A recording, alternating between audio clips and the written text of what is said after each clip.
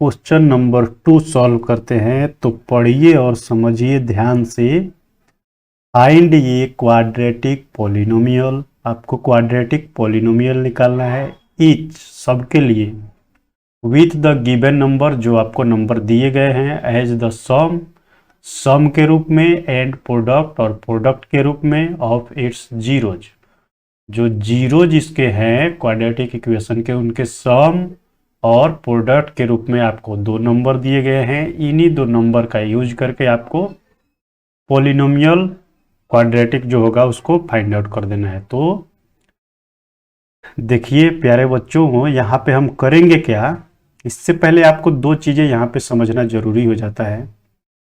तो उन चीज़ों को यहाँ पे देखते हैं। जो स्टैंडर्ड क्वाड्रेटिक पॉलिनोमियल का फॉर्मेट होता है ax square plus B X plus C, ये होता है उसका फॉर्मेट। दूसरा, जो उसके जीरोज का सम होता है, वो पीछे वाले क्वेश्चन में हमने उसको सॉल्व किया था, अल्फा प्लस बीटा उसके जीरोज होते हैं, और ये होता है माइनस बी बाई ए। और इनका जो प्रोडक्ट होता है, उनके जीरोज का प्रोडक्ट, तो अल्फा इंटू बीटा जो होता है, ये होता है सी बाई ए। अब इसका और इसका यूज करके हम क्वाड्रेटिक इक्वेशन इस फॉर्मेट में रख के ए बी सी, यहाँ से हम ए बी सी निकाल लेंगे, और ए बी सी का जगह यहाँ पे हम रख देंगे इस, जहाँ पे ए बी सी है, तो हमारा क्वाड्रेटिक इक्वेशन हो जाएगा। इसको सॉल्व करने के लिए हम क्वेश्चन नंबर फर्स्ट लेते हैं, जहाँ पे 1/4 दिया हुआ है और -1 दिया हुआ है। फर्स्ट में जो दिया हुआ है ये सम दिया हुआ है, मतलब अल्फा प्लस बीटा आपको दिया हुआ है 1/4, और दूसरा आपको दिया हुआ है अल्फा इंटू बीटा। तो यहाँ पे हम लाइन ड्रॉ कर लेते हैं और यहाँ पे लेते हैं अल्फा इंटू बीटा, आपको दिया हुआ है -1। अब अल्फा प्लस बीटा का फॉर्मूला वहाँ पे मैंने लिखा है, पीछे भी आपने पढ़ा होगा, तो -b/a होता है। अब -b/a मतलब a का वैल्यू तो यहाँ पे 4 दिया हुआ है, और b का वैल्यू जो है वो 1 है। वो 1 यहाँ पे निगेटिव है तो ये पॉजिटिव है। इसका मतलब जो b का ओरिजिनल वैल्यू है उसको हम ऐसे लिख सकते हैं -1, क्योंकि ये -1 पॉजिटिव हो जाएगा इस निगेटिव के साथ मल्टीप्लाई होकर।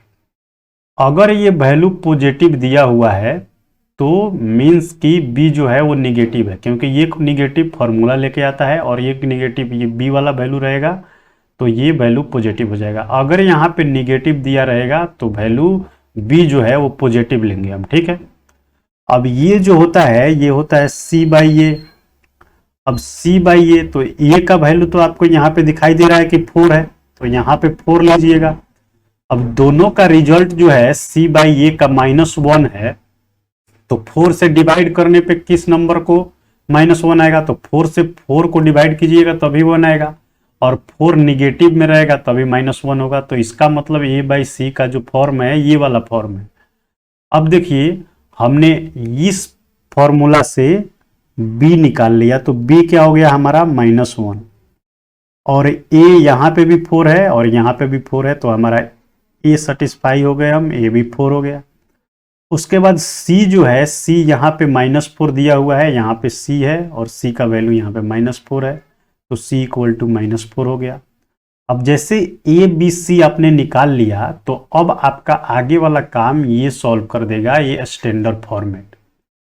तो a b c जैसे आपने निकाल लिया, तो अब यहाँ पे लिखिए स्टैंडर्ड फॉर्मेट उसका। तो क्या होता है, ax square plus bx plus c। ए के जगह पे वैल्यू रखिए ए का, तो ए का वैल्यू 4 है, तो ये क्या हो जाएगा 4x स्क्वायर। बी के जगह पे बी का वैल्यू रखिए, तो बी का वैल्यू माइनस है, तो यहाँ पे हो जाएगा -1 होगा, तो ये x को निगेटिव कर देगा तो -x हो जाएगा। सी का वैल्यू -4 है, तो सी के जगह पे -4 रख दीजिए, तो ये आपका क्वाड्रेटिक पॉलिनोमियल यहाँ से पूरा निकल गया। तो देखिए क्या है सेकंड नंबर में, तो यहाँ पे उसको हम एक बार लिख लेते हैं, √2 फिर 1/3। तो ये √2 में जो आपको दिया हुआ है ये सम है, ठीक है, मीन्स अल्फा प्लस बीटा जो आपको दिया हुआ है ये √2 है। और यहाँ पे एक बाउंड्री मैं बना देता हूँ और इधर लिख लेते हैं अल्फा इंटू बीटा जो है ये आपको 1/3 है। तो इसका वैल्यू अल्फा प्लस बीटा का तो होता है -b/a, और जो दिया हुआ है √2, लेकिन इसका वैल्यू जो होता है अल्फा इंटू बीटा इसका होता है c/a। तो यहाँ पे दिया हुआ है 1/3। तो यहाँ से आपको a का वैल्यू पता चल जाएगा कि a का वैल्यू 3 है। तो यहाँ पे अगर a का वैल्यू हम 3 रखेंगे तो √2 कैसे आएगा, क्योंकि 3 तो इसको डिवाइड करेगा √2 को।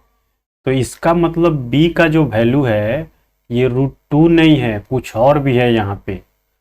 तो -b/a अगर हम यहाँ पे रखते हैं 3a के जगह पे, तो यहाँ पे तो √2 पहले से ही है, तो और क्या रखेंगे कि 3 उसको काट दे और √2 बच जाए, क्योंकि a प्लस b का जो वैल्यू है वो √2 है। तो यहाँ पे हो जाएगा 3, क्योंकि 3 को कैंसिल करेगा तो √2 बचेगा। लेकिन ये वैल्यू तो निगेटिव है और यहाँ पे पॉजिटिव है। यहाँ पे b का वैल्यू निगेटिव है लेकिन यहाँ पे अल्फा प्लस बीटा पॉजिटिव आ रहा है ये।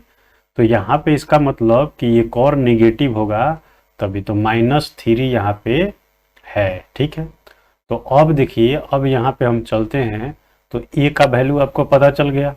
तो a का वैल्यू क्या है 3, फिर b का वैल्यू क्या है, तो b का वैल्यू है -3/√2। अब यहाँ पे देखिए c का वैल्यू क्या है, तो 1 है। ठीक है, अब जैसे a b c का वैल्यू आप फाइंड आउट कर लेते हैं, तब आपको यहाँ पे आना है उसके क्वाड्रेटिक इक्वेशन के स्टैंडर्ड फॉर्मेट पे, जो होता है ax² + bx + c। अब यहाँ पे a का वैल्यू रखिए, तो a का वैल्यू 3 है, तो 3x² प्लस b का वैल्यू रखिए, तो b का वैल्यू -√2 है, -3। तो यहाँ पे रखिए -3/√2, फिर x के जगह पे x रख दीजिए, फिर c का वैल्यू 1 है तो यहाँ पे 1 रख दीजिए। अब इसको सॉल्व कर दीजिए, पूरा ये माइनस यहाँ से कर देगा, प्लस माइनस माइनस कर देगा। तो इसको ऐसे लिख सकते हैं 3x² - 3/√2x + 1। तो ये आपका जो बना वो क्वाड्रेटिक इक्वेशन सेकंड के लिए बन गया। ठीक है, ये सेकंड नंबर हम देख लिए। तो दिया हुआ है 0√5। तो 0 जो बाबू है उसको हम लिख सकते हैं अल्फा प्लस बीटा जो दिया हुआ है वो 0 है। दूसरा चीज, अगर सेम सिचुएशन में हम इधर लेके चलें तो ये क्या दिया हुआ है, alpha into beta equal to √5। अब अल्फा प्लस बीटा जो होता है ये होता है -b/a, तो इक्वल टू 0। और यहाँ पे ये होता है c/a, तो ये होता है √5 दिया हुआ है। मीन्स जो है a का वैल्यू यहाँ पे 1 है और a का वैल्यू 1 हो गया तो यहाँ पे भी a का वैल्यू 1 होगा। तो यहाँ पे -b/a हम लिखेंगे तो यहाँ पे हो जाएगा 0 और ये हो जाएगा 1। अब 1 से किसी भी चीज में डिवाइड करेंगे तो वो रिजल्ट हमारा 0 ही रहेगा, इसलिए यहाँ पे 0 दिया हुआ है। ठीक है, अब जैसे ही ये 1 है तो आप नीचे चलिए, थोड़ा सा नीचे ले लेते हैं हम। देखिए तो यहां से a का वैल्यू क्या आ गया 1 और b का वैल्यू क्या आ गया 0 और c का वैल्यू यहां से हम लेते हैं तो c का वैल्यू आ गया √5। अब जैसे a b c आप फाइंड आउट कर लिए तो अब आपको करना क्या है कि स्टैंडर्ड फॉर्मेट लिखना है ax² + bx + c। ax² में a के जगह पे आप 1 रखिएगा तो ये हो जाएगा x²।